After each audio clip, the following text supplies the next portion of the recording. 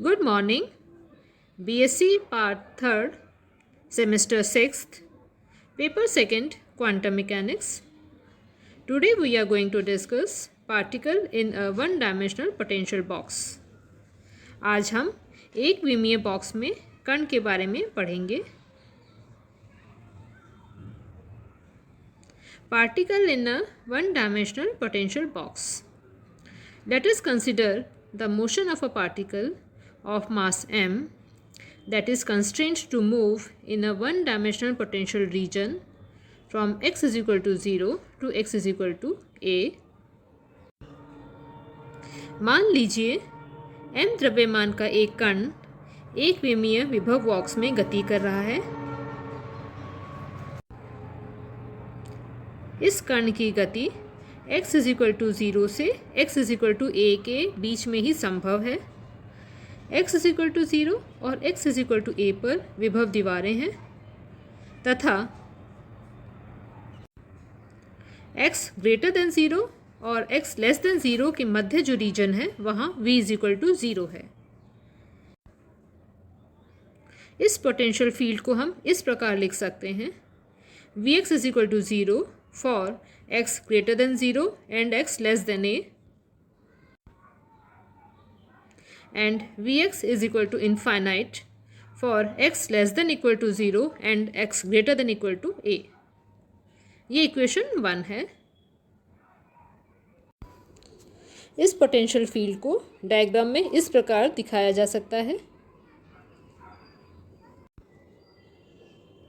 यहाँ हम देख सकते हैं कि x is equal to 0 और x is equal to a पर विभव की दीवारें हैं और इनके रीजन के बीच में जहाँ x greater than 0 है और x less than a है, यहाँ पर कण एक स्वतंत्र कण की भांति व्यवहार करता है. लेकिन जैसे ही कण x is equal to 0 या x is equal to a पर पहुँचता है तब वहाँ पर v is equal to infinite होने के कारण उस पर गति की विपरीत दिशा में एक बल कार्य करता है. इस बल को हम F is equal to minus dv/dx लिख सकते हैं. x is equal to 0 या x is equal to a पर v 0 से इनफाइनाइट हो जाता है. इस वजह से जो बल लग रहा है उस बल का मान भी बहुत अधिक होता है, इनफाइनाइट होता है. इतने अधिक बल के कारण कण की गति की दिशा बदल जाती है और कण की गति x की सीमा 0 से a के बीच में ही रहती है. इस प्रकार इस बॉक्स के बाहर अर्थात x less than equal to 0 और x greater than equal to a इस रीजन में कण का अस्तित्व नहीं हो सकता है और यहाँ पर तरंग फलन साई x का मान 0 हो जाता है.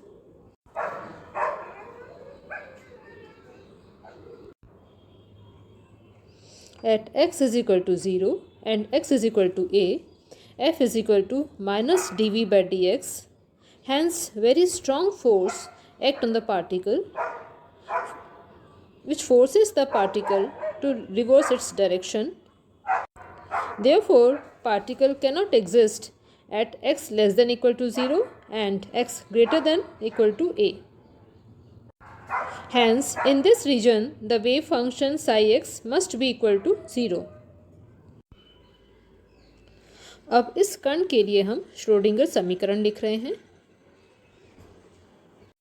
यहाँ विभव v समय पर निर्भर नहीं करता है, इसलिए हम कण की गति को काल अनाश्रित श्रोडिंगर समीकरण द्वारा लिख सकते हैं.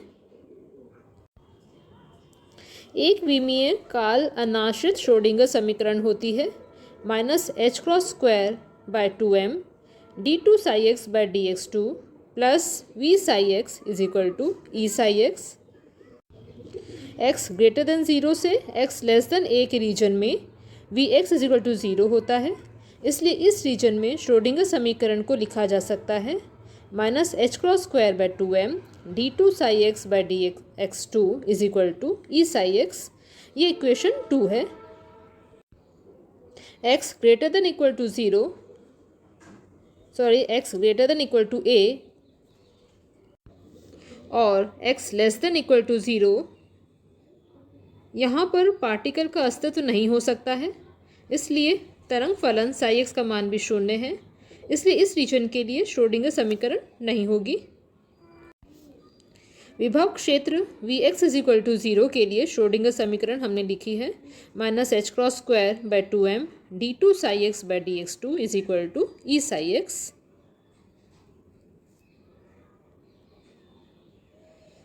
इसे लिख सकते हैं d2 psi x by dx2 plus K square psi x is equal to 0, जहाँ के स्क्वायर का मान हो जाता है 2me/h×2। ये इक्वेशन 3 है। अब इस इक्वेशन का जो जनरल सॉल्यूशन है वो इस प्रकार होगा, psi x is equal to A sine K X plus B cos K X. ये इक्वेशन 4 है। हमने अभी ऊपर देखा था कि x इज इक्वल टू 0 और x is equal to a पर v इनफाइनाइट हो जाता है, इसलिए यहाँ पर psi x is equal to 0 होगा। Hence psi at x is equal to 0 is equal to 0। हम इक्वेशन 4 में एक बार x इज इक्वल टू 0 रखेंगे और साई को 0 कर देंगे, और दूसरी बार x is equal to a रखकर साई को 0 करेंगे। पहले हमने x इज इक्वल टू 0 रखा तो इक्वेशन आई 0 is equal to a sine 0 plus b cos 0। इस इक्वेशन से रिजल्ट आता है b is equal to 0। Equation 4 में b इज इक्वल टू 0 रखने पर अब सॉल्यूशन हो गया psi x is equal to a sine K X. अब हम इस इक्वेशन में x is equal to a substitute करेंगे और साई को 0 से इक्वेट कर देंगे। रिजल्ट आता है 0 is equal to a sine K a। Constant a 0 नहीं हो सकता है क्योंकि a 0 होने से साई x 0 हो जाएगा, इसलिए इसका अर्थ ये होता है कि साइन के a का मान 0 होना चाहिए। Sign K a is equal to अगर 0 होता है तो K a is equal to N pi होगा और k is equal to N pi by A. के इस मान को ऊपर इक्वेशन में रखने पर सॉल्यूशन आता है psi x is equal to a sine N pi x by A. ये इक्वेशन 5 है। अब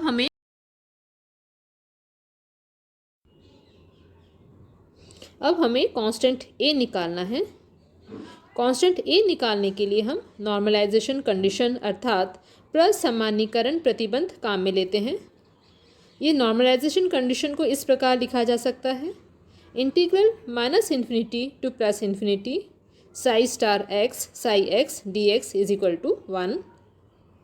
इस इक्वेशन में साई एक्स और साई स्टार एक्स का मान रखने पर इक्वेशन इस प्रकार हो जाती है, integral -∞ to +∞ a square sine square N pi x by A D X is equal to 1। हमें पता है कि कण का अस्तित्व सिर्फ एक रीजन में है, x ग्रेटर देन 0 से x लेस देन a तक, इसलिए हम इस इक्वेशन की जो इंटीग्रेशन की लिमिट्स हैं उसको चेंज करके 0 से a लिख सकते हैं।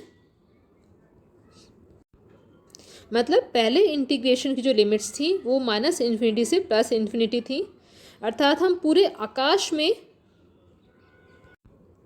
नॉर्मलाइजेशन कंडीशन देखते थे, पर क्योंकि यहाँ पर कण का अस्तित्व सिर्फ 0 से a के बीच के रीजन में ही है, इसलिए हमने इन इंटीग्रेशन के लिमिट्स को चेंज कर 0 से a कर दिया है।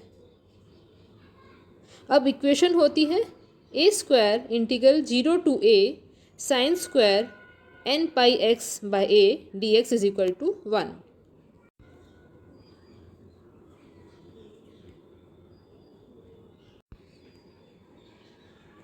इस इंटीग्रल को सॉल्व करने के लिए हम ट्रिग्नोमेट्रिक रिलेशन यूज़ करते हैं, जहाँ साइन स्क्वायर एक्स को लिखा जा सकता है 1 माइनस कॉस 2x बाय 2। यहाँ sine square N pi x by A हो जाएगा 1 minus cos 2n pi x by A divided by 2। उसको सॉल्व करने पर और लिमिट्स लगाने पर रिजल्ट आएगा a square a by 2 is equal to 1। यहाँ से कैपिटल A आता है √2 बाय a।